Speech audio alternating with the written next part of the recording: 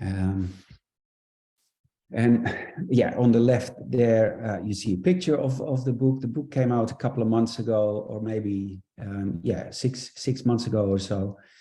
And it has been in the making for quite a long time, for the very simple reason that when we were almost ready to publish the book, COVID-19 pandemic hit all of us hard. And the reality is that the international world of sport business was equally hit hard by the pandemic, and therefore we had to take a step back and reconsider some of the developments that were happening in the sports industry from the perspective of what such a global, really the first global shockwave of any time since, centuries, a genuine global pandemic would do to the operations and machinations of an industry.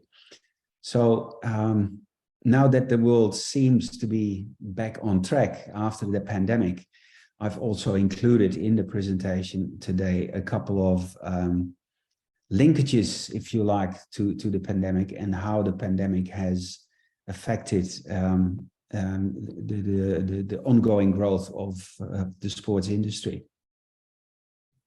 Bit of background, because I think it is important for those on the call to realize and to get a sense of where I'm coming from when I look at the international world of sport. Well, first of all, it's important to note that I'm from Dutch origin, born in the Netherlands, grown up in the Netherlands, which makes me, addicted to football, as in soccer. But I've spent the last 29 years of my life and most of my professional life in Australia. I grew up in a time in the Netherlands when there wasn't really much in the area of sport business and sport management.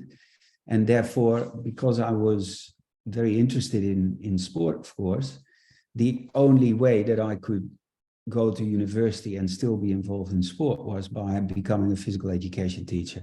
And that really provided a terrific foundation to what ultimately became a lifelong career in the sport industry, looking at sport from various perspectives. Because after I did my phys ed degree, I realized that I was not going to be a teacher for the next 40 years of my life. I continued my studies whilst teaching. So I was a phys ed teacher, but part-time, and I continued to study and did a master's in human movement sciences to better understand physical activity of human bodies, in particular a focus on ergonomics. Upon finishing that, I first became involved, and you see at the next bullet point some of the different roles that I've occupied in my career. I became involved in one of the first sport management degrees set up in the Netherlands. And I was very much involved in the basically the promotion of that degree, and also a bit of teaching, in particular in marketing. And those opportunities exposed me and some other colleagues to international colleagues in the academic side of the business. Long story short, also a connection to Australia. And in 1994, I got the opportunity to take up an academic position at Deakin University in Melbourne as a lecturer in sports marketing. So really, after my first jobs in the Netherlands in sport management, then to Australia, which turned out to be a country that was quite further advanced when it came to sport management education. Here in Australia, I've had the very good fortune to develop a dual career, one in the academic side of the business, and also one as a sport management, sport marketing consultant in various capacities, setting up a business with business partners, but also in the context of a researcher at the university. And in the last 15 years, I've also had the opportunity to lead in the university, in particular in the sports space, indeed from being a director of a sport research institute to the dean of the College of Sport and Exercise Science. And I've also been in a position leading the sports strategy of the university as a pro-vice chancellor. But my interest, and therefore the way that I'm going to talk to you about international sport business, really came from experiencing how sport was delivered in communities, but also at the elite level in various countries where I've also had the opportunity to do some teaching or some work. And I've mentioned a few countries there. In the early stage, I was consulting to the LA Galaxy, which was one of the earlier football teams in the MLS. An amazing experience in the United Arab Emirates, where me and a number of colleagues worked for Sheikh Mansour, who currently obviously is owner and president of the City Football Group. But when we were in the UAE, this was just before they bought Manchester City. So it was very interesting to see how all of that led into the formation of probably what's still one of the most innovative commercial groups in world sport business. Netherlands is obvious, with still very strong connections there, in the UK, Malaysia. And like I said, I've been to your beautiful country 6 or 7 times now, from Kerala to Delhi to Mumbai, Gujarat, Bangalore. Yeah, indeed, very much looking forward to coming back to Mumbai later this year. The way that I'm hoping to elicit some discussion today is to take a big picture approach. International sport business or global sport business, whatever term you want to use, is genuinely something that has spread across the whole of the planet. And I'll come up with a few explanations why sport is so much more suitable to be a global industry than some other industries. But ultimately, if you want to have a better understanding of what the sport industry is, how it differs between different nations, you need to understand the context in which sport is being produced and consumed. In other words, nothing happens in isolation, and therefore, whatever context India is in, be it economically, geographically, socially, politically, environmentally, is more often than not vastly different from how other countries evolve their sporting systems. And if we take the simple comparison between Australia and India, we share one massive passion, which is cricket, and there's also a very healthy rivalry there. But in many other areas, we don't match up whatsoever. From Australian football being the biggest football code in Australia to kabaddi in India being massively successful, but many Australians would have never heard of nor seen kabaddi. So context is important. Context is very important to better understand how sporting systems evolve. Now this is a bit one out of left field. I really love this picture. I often use it in speeches or when I talk to students, and most of the time I'll leave it hanging for a little bit. For those of you familiar with European football, Certainly those who've been around for a while, you would know that this is one of the most successful clubs in Europe, or certainly was in the 70s, 80s and 90s. And I'm proud to say that I'm part owner of it. And that's where I'm most of the time pause.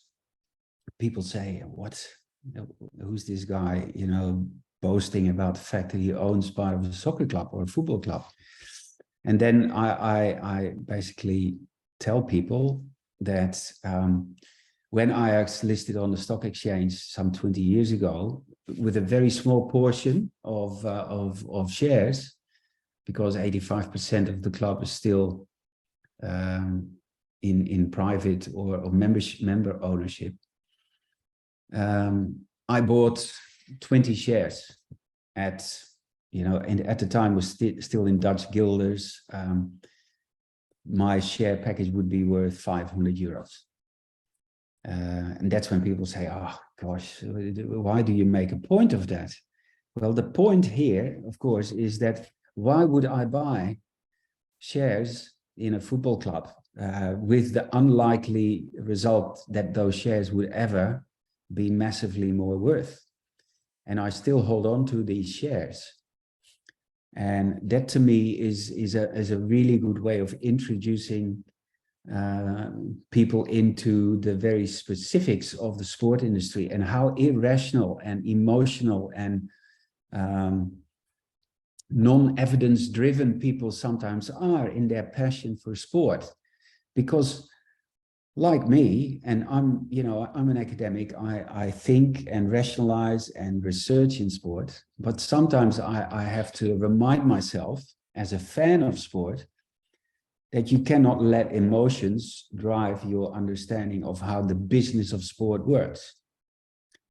Because the business of sport would tell you that Ajax probably wasn't the best investment, although the shares are still okay. I mean, but it was never going to be a growth portfolio that would give you 5 or 10% per annum return, for the very simple reasons, I'll come back to that later, that Ajax Amsterdam sits in, certainly now that the media rights and digital rights have become so important in terms of selling the value that your club can create. Ajax was never going to be rivaling the likes of Liverpool or Real Madrid or Manchester City, as noted before. But people want to own a part of their team. It is more than just a product. It is more than just something that you buy at the supermarket off the shelf, or even when you go to the theater and go and watch a musical. That's a beautiful night of entertainment. But your club, your sport, your athletes, they stay with you for the duration of your lifetime. And that is one of the things that makes the sport industry and sport business so different from any other business on the planet. People are emotionally ingrained and involved in this thing we call sport. Now, I also use this often to promote my club, right? So if you haven't heard of Ajax Amsterdam, go and have a look on the website and follow them, next year in the Champions League, and hope that they, advance to the playoffs again. So I was giving you a little bit of background in the way that I look at the world. Well, here's how we look at sport. I'm going to show you a few pictures here and then give you a whirlwind ride through the development of the sport industry in the last 150 years. But this is how humans evolved, right? We turned into these athletic machines, if you like, that started to compete against each other rather than fight against each other. But unfortunately, we're looking at maybe what is it, 100, 200,000 years of history here. What we're looking at here is probably, on the right side, the last 200 years of human development. And if we really want to put this sharply, this is really the challenge that we face in this day and age, where a lot of people do not have to fear that they don't have anything to eat the next day. As a matter of fact, in many developed societies and in emerging economies, there is so much and so much cheap access to excessive food that one of our major silent epidemics happening as we speak, but not spoken about as much as, for example, the COVID epidemic is the obesity epidemic, and it is rolling out across the whole of the world, and it is really, really hard to stop. Why do I show you this picture? I show you this picture because we're at the back end of an evolution of sport, where not only do we try to sell sport at the elite level or at the community level, but increasingly we realize and have an evidence base for the importance of physical activity combined, of course, with diet in terms of health and well-being, both physical well-being, mental well-being, and social well-being. So in a way, it's a funny picture, but unfortunately, the fun is also very true in that this is how we have evolved in the last, say, 30 or 40 years. So to really quickly paint the picture and give you the history of sport business in 2 minutes, there's 5 things that I want to show you. And it all started across a range of thousands of years, pre-sport. So before we actually had rules and we played in stadiums against each other in friendly competition. The precursors to sport were the rituals, the preparation for physical warfare, the celebration or mourning of birth or passing of people, all kinds of activities that were codified and structured and culturally significant that involved people moving, exercising, physical activity, and sometimes, and quite often, also in combative forms.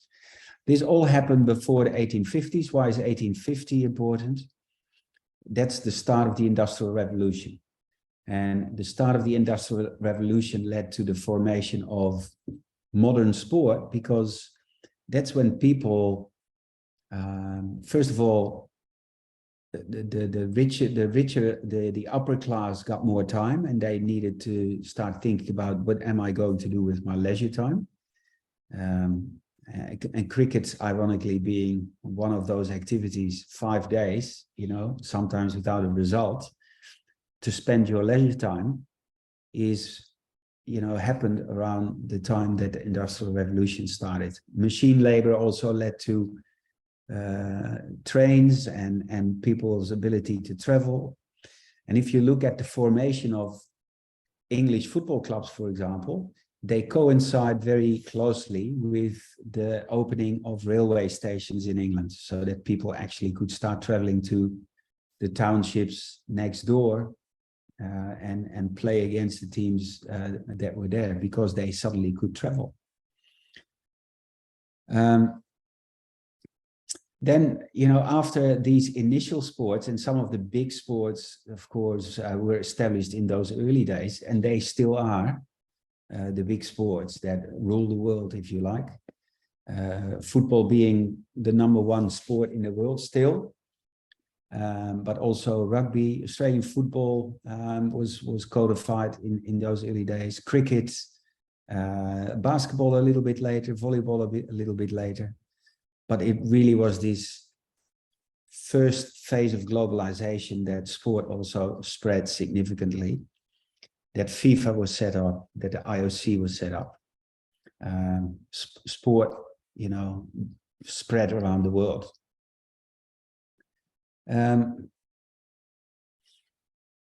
The sportification, internationalization is really the establishment of many competitions. The first continental competitions, first global competitions, where in order to compete against each other and compare results, you had to codify and regulate the sports. So this is a period in which many of the rules that we still play sport by were set in concrete, so that competitions could be regulated, could be compared, records could be set, and teams from different cultures and different backgrounds, different languages could still compete against each other because they had those formal rules. Now, big jump forward in terms of the development of the sport industry. The commercialization, and what we've put here is 1980 to 2010, but it really was in many ways the 1984 Olympics in LA that signified that you can actually make money out of sport. And beyond the United States, where there were already significant media deals for the major leagues, the Olympics suddenly became a very attractive platform for nations to promote themselves, for cities to promote themselves. And the media rights in this 30-year window basically went through the roof. Now, we are dead set in the middle of the emotional, psychological, personalized, interactive, convenient sport era, where increasingly, and on the back of the digital revolution, we can reach to every corner of the globe at any point in time, convenient sport, and we can use technology to personalize it. Even if we send out an email to 1 million people, if we have sufficient knowledge about their interests, their backgrounds, we can, and we'll talk about algorithms a little bit later, but we can basically talk to them as if we were talking to them one-on-one. So a very personalized approach to selling sport and sport experiences.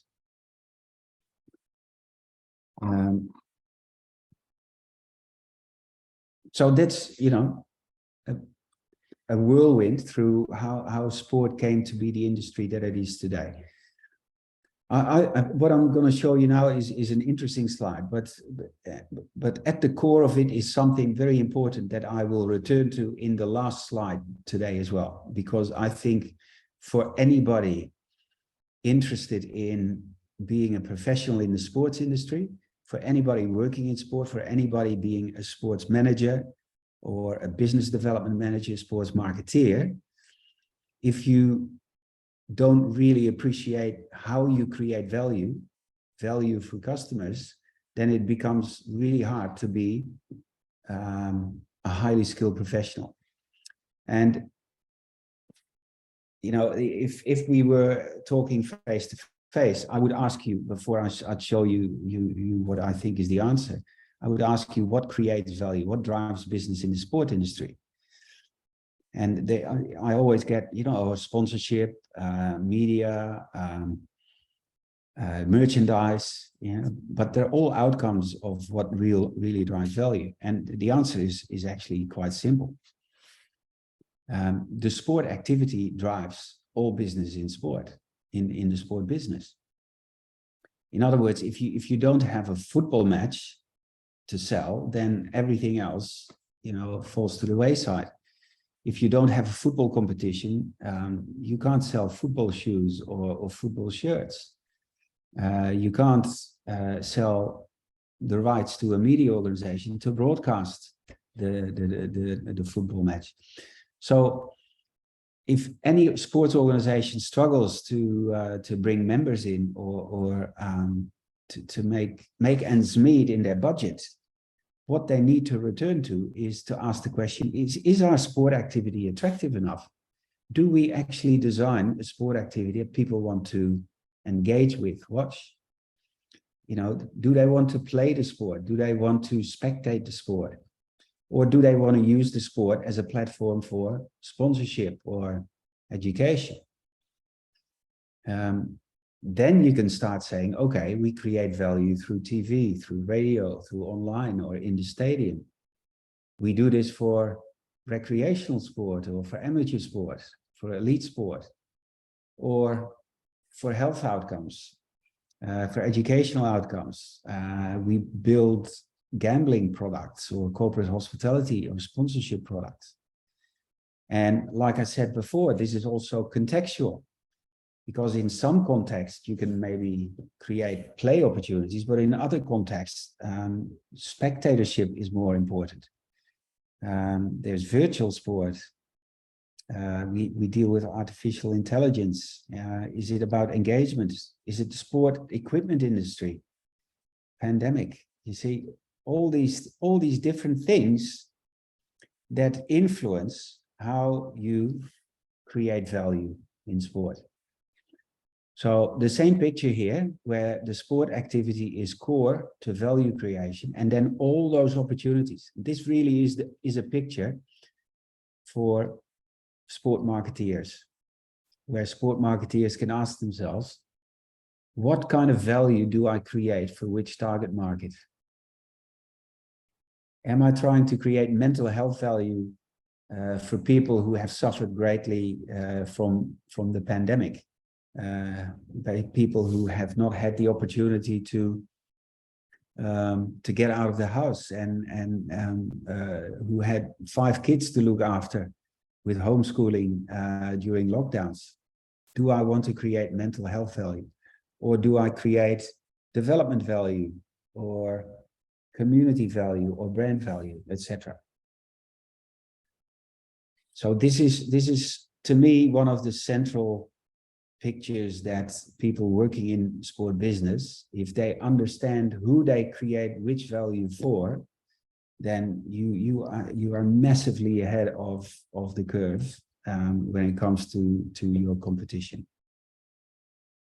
An example is, a football ecosystem. If we think about what creates and how value is created in a football ecosystem, in professional football, for example, we basically at the heart of the football ecosystem have the leagues, but look at the different arrows that basically direct value in different directions. The leagues, of course, need the clubs and distribute revenue to the clubs, and the clubs need that revenue to pay salaries to players. But don't underestimate how critical on the left side the media is in terms of generating those resources for the clubs.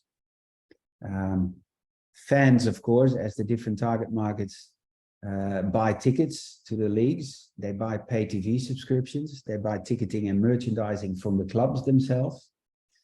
And those who use sport, remember the previous picture, so not those who spectate sport, not those who play, but those who use sport, football in this case as a platform, are the brands. They sponsor, they advertise, and all of this ecosystem ultimately balances out when it comes to where all those revenue flows go.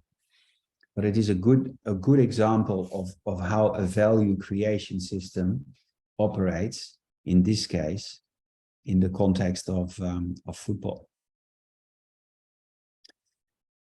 Now, this may look like a complex picture, but what I'm trying to tell you here, given the fact that I just gave you a football example, this is a picture of recent media rights revenues of global sports. So on the left, 2018, 2019, you see pre-pandemic, and what you also see is significant, well, not significant, but growth. Then the pandemic hits. A revaluation of media rights and a renegotiation of media rights, especially for those sports who did not have any product. Remember, no sport activity, no business. So those sports who did not have competitions or reduced competitions also had to renegotiate their contracts because sponsors were not getting the type of exposure or access to premium content that they were having prior to the pandemic. But then suddenly you see, even in a year when the pandemic wasn't completely over yet, how sport rebounded significantly.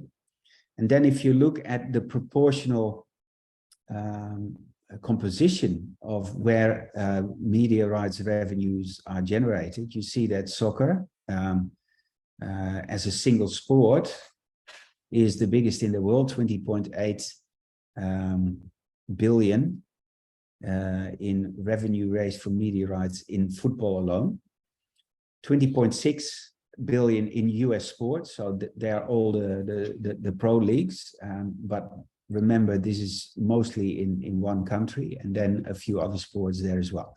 Now, important to note here, for our total understanding of what the sport industry is compared to others, are the circled or highlighted numbers on the right side. So where motorsport has a 6% compound average growth rate during the pandemic, cricket 5% growth rate, multi-sport events 12.8% growth rate, and this is during a pandemic, right? Obviously, US sports and soccer and football did not boast those growth rates for the simple reason that they were already big and had to seriously, like I said before, renegotiate some of their contracts. But keep in mind this CAGR, for those of you less familiar with the economics terminology, it is the compound average growth rate. So the year-on-year growth of media rights revenues, in this case in global sports. Why is that number important? Well, in short, because it shows that in times of economic hardship, especially now that most of the world is in an inflationary movement, the sport industry seems to continue to outperform other industries in terms of their growth rate. In other words, even when people are economically stressed, they continue to spend more money on sport or sport entertainment than on other services or products. And a few of the reasons why that is the case and why sport is such a global product, I've outlined here. First of all, you know, the reason why it sells so easily is that sport is universally popular. And again, I'll show you a few figures later, and there's an interesting statistic about India there that you may be interested in. Sport is pervasive, so it basically enters all spheres of our lives for the simple reason that the media is obsessed with and saturated with sports content. And sport is simple, ironically, not necessarily to play it, but to understand it is simple. The rules, like the second bit there, the rules are pretty straightforward. It's about winning or losing. It's one against the other. The rules are standardized, so we all understand the basic rules. And sport, of course, is after we don't, well, I'm not saying that we don't fight anymore, and certainly wouldn't confess that there aren't any wars anymore. We know very well that the world is definitely not learned from the past when looking at some of the conflict zones in the world. But sport is a metaphor for life. You know, it is a constant struggle. It is about trying your best, continuing to improve, fairness, and hoping that some of those values ring through all the way to the contest. But the point here is, it is easy to understand across cultures. We may not speak the same language, or may not be from the same cultural background, or follow different religious movements, but we all understand how basketball works, how volleyball works, how cricket works, how football works. Sport is universally understood. Why then is it commercially so attractive? Well, the standardized rules allowed the production of standardized equipment, which is why the sport equipment industry is such a massive industry. Standardized rules require standardized sport facilities. Same story applies to building infrastructure. But last but not least, new technology, or maybe not so new technology anymore, but the ability to digitally produce and communicate, all those benefits that I've outlined above there makes sport probably one of the easiest upscaled services in the digital world. And of course, you can always link it back to what sport is about. And it is about this excitement of the contest, this excitement of the uncertainty of outcome, and then ultimately the excitement of the win, or also the collective mourning of the loss. So that is, here's some of the reasons why sport as a product is relatively easily communicated to a global audience. Now, I do realize that that time is slipping through my fingers like water. So I'll try to highlight a few things that I really want to share with you.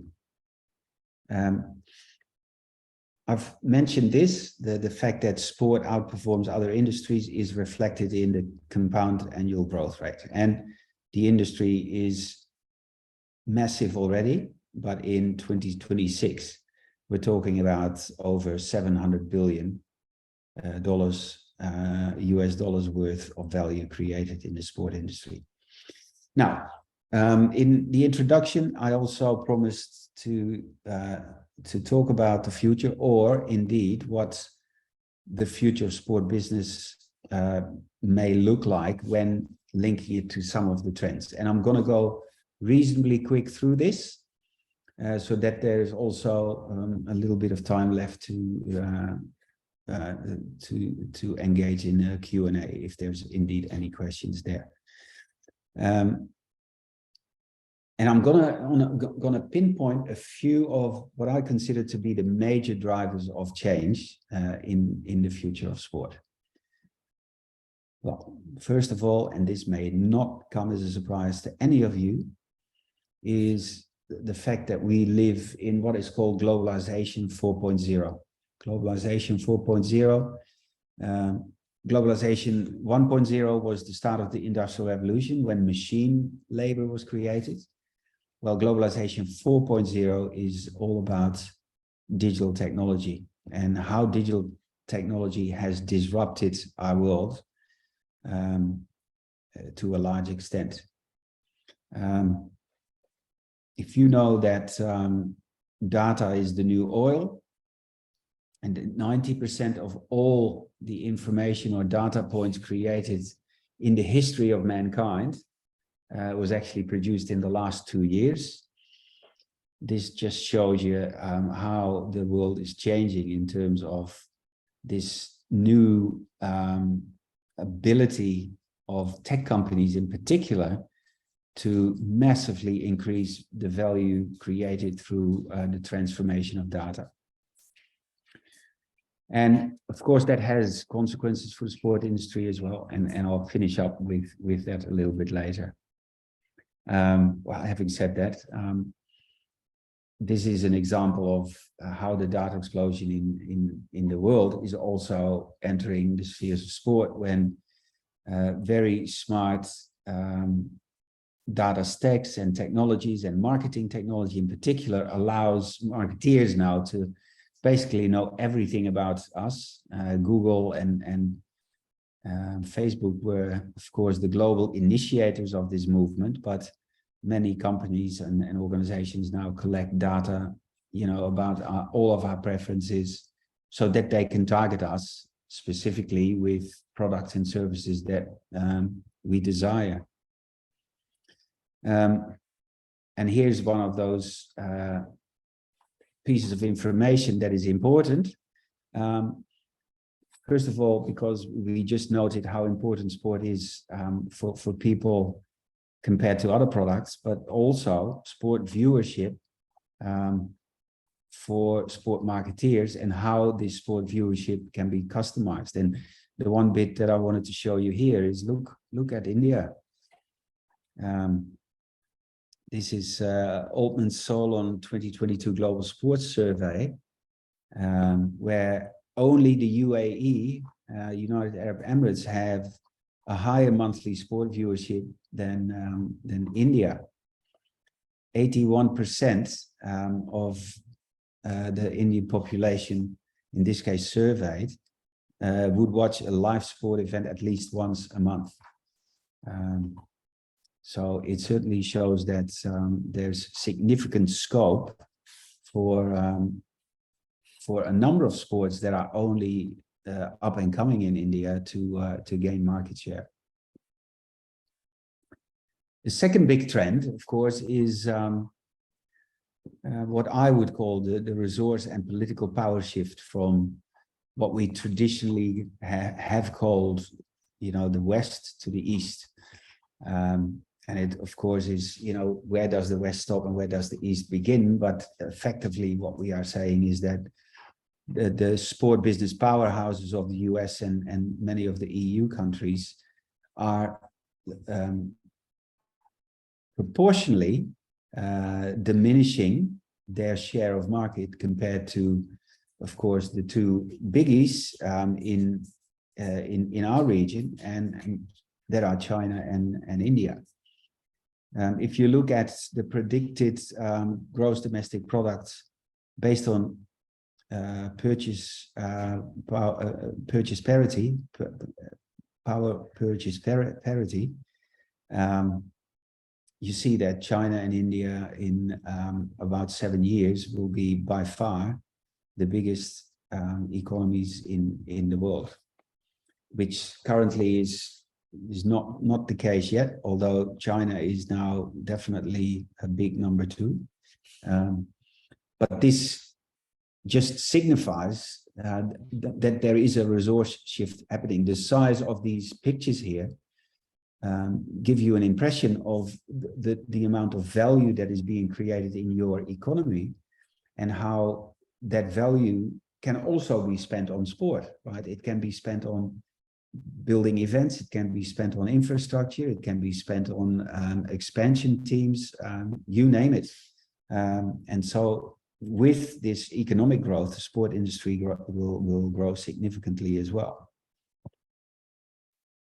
Another global trend is aging and youth explosion. And it's a dual trend, of course, because if we say the West and East, then many of the developed economies have an aging problem, and many of the emerging economies have a youth opportunity, which may also lead to a youth problem if you can't find them jobs or opportunities.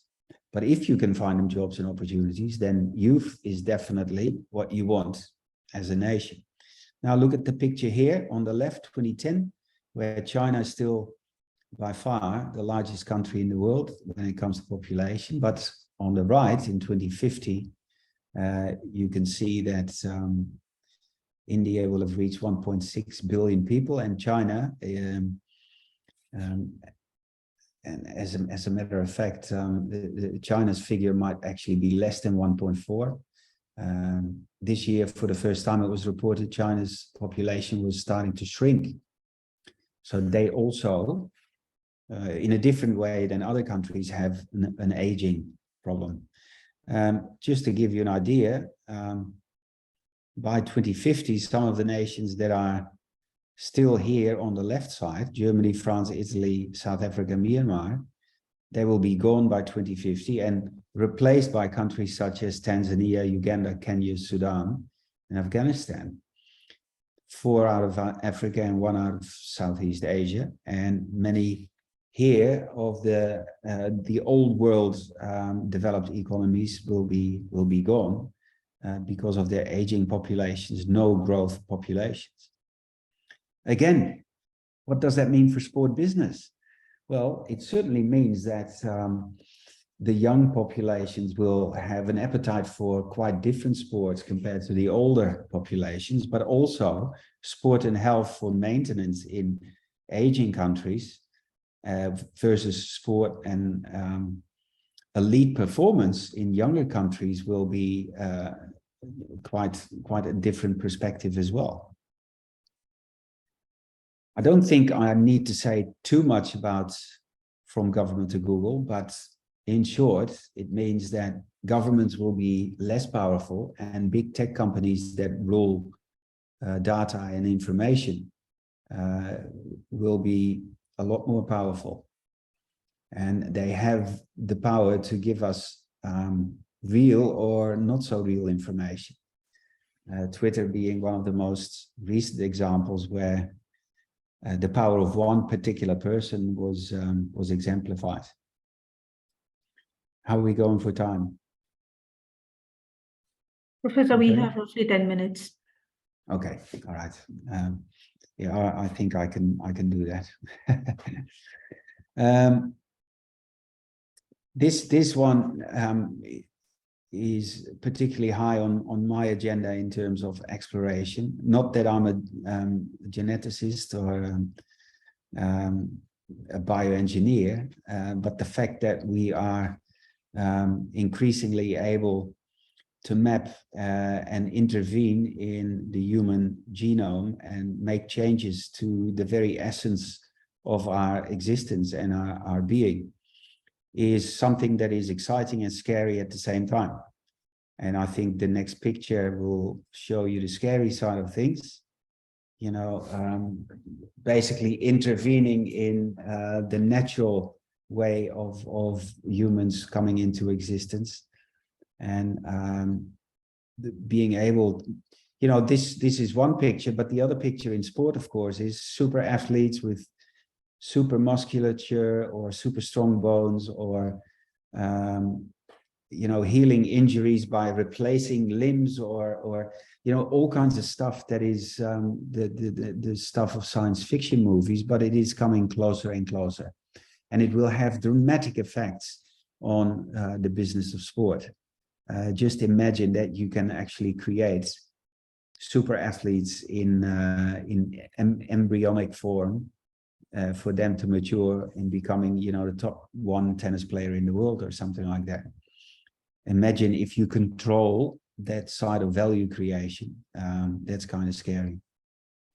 The other thing, of course, is the power of data scientists, people who are extremely good at creating mathematical codes that will help you understand huge amounts of data. And of course, don't have to mention this to anyone anymore. Since the launch towards the end of November, beginning of December last year, ChatGPT basically has conquered the world in less than half a year, and it's already in version number 4.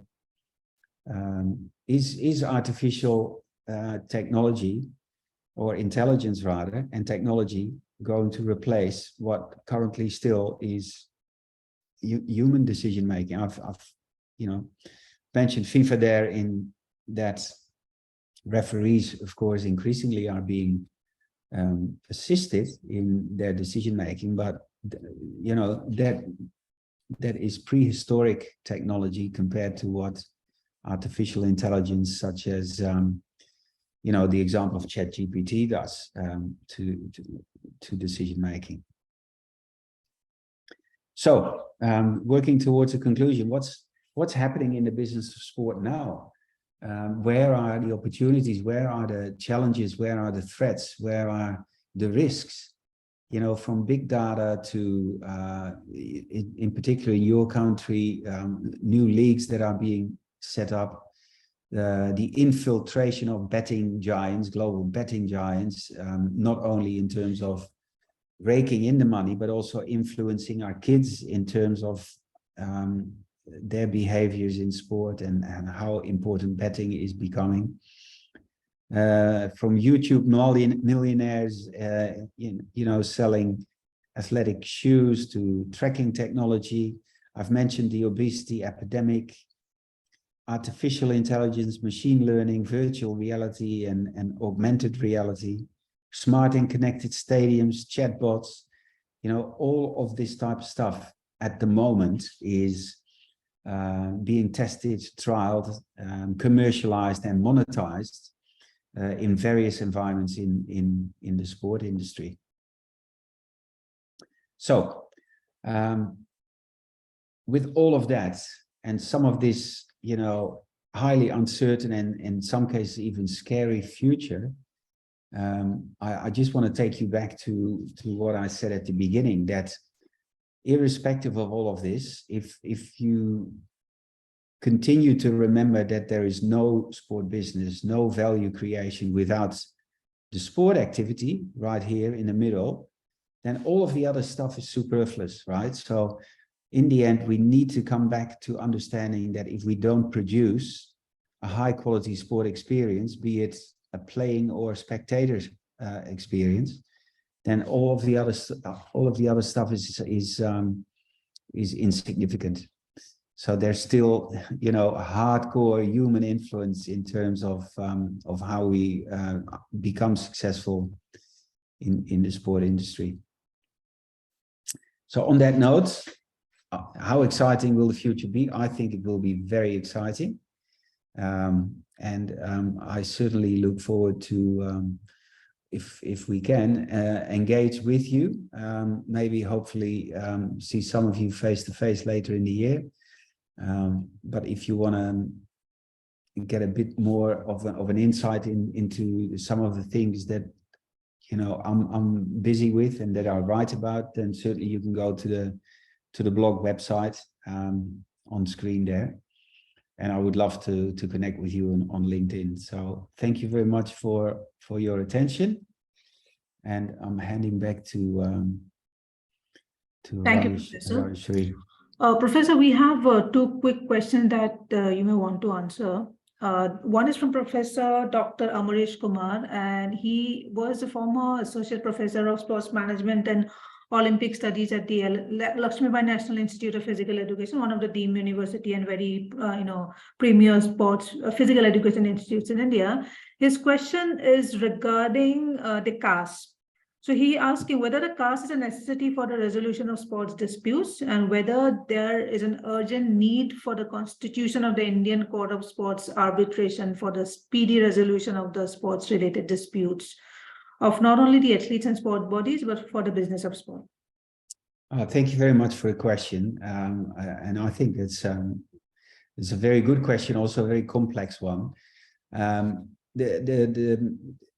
Maybe I can respond to this by saying that, well, first of all, the Court of Arbitration for Sport is although it is positioned as an independent Court of Arbitration, of course, it has been set up with a very strong input and support and approvals of the International Olympic Committee. Having said that, I think the court does amazing work and in most cases is independent in its rulings. But the bigger picture here is the integrity of sport, and in some of the courses we run at our university, one of which is sport integrity and ethics, the Court of Arbitration is spoken about many times, and we also have an Australian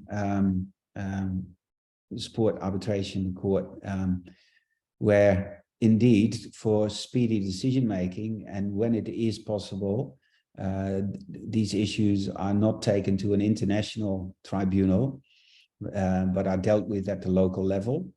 And then I'm seeing so whether there is an urgent need for the constitution of the Indian Court of Sport for speedy resolution of sports-related disputes. I think I think so. I think the more you can deal with your, this comes back to the context that I spoke about before. The Indian context is so different from other sport delivery contexts that I think Indian professionals and experts are probably in the best position to assess that context when it comes to resolving issues or disputes. So only in matters of generic impact that deal with global applicable rules, I think you should go to CAS. But if you can deal with issues at the local or Indian specific level, and it may indeed require the constitution of, and I'm not aware of nor know the content of your constitution, so I can comment on it.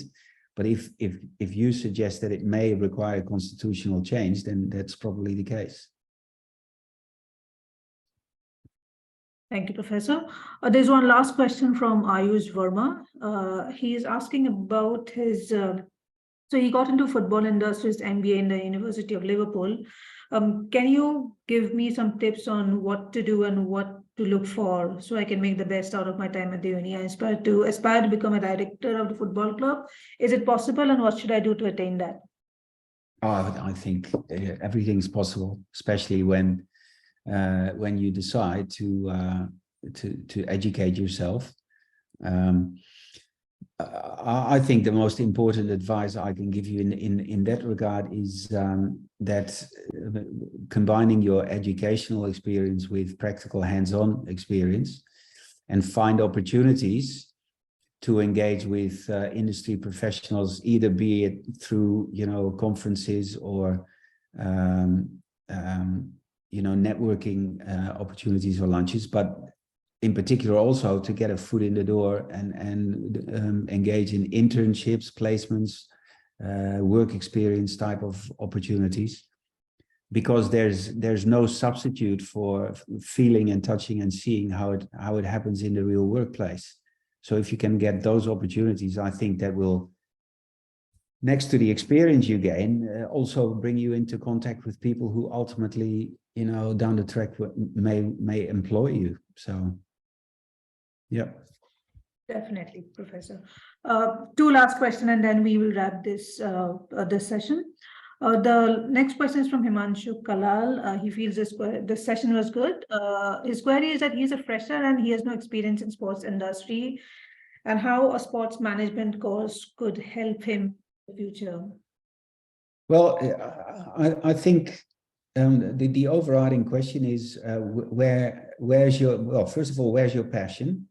Follow your passion. If the sport industry is your passion, then I can certainly testify from my own experience that if you follow your passion and you combine it with a good education, you will definitely find your way.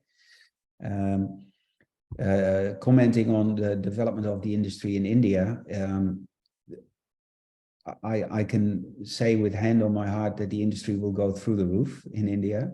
The opportunities in the sport industry are significant, substantial, and the potential for growth is quite unbelievable. What I'm seeing is a combination of government initiative, but in particular, private operators in the Indian sports industry. And I think this JIO Institute is a good example of it, where there's significant drive by private operators to capitalize on the opportunities in the sport industry. And India is only at the start of what I think is going to be an accelerated growth of the industry. Also for the simple reason that you have 1,400 million people who are, and the survey said 80% of all in India are interested in participating or attending sport. So there's so much to do, so much to gain. So if you have a passion and you can come to institutes like this one to get a good education, you're going to be successful.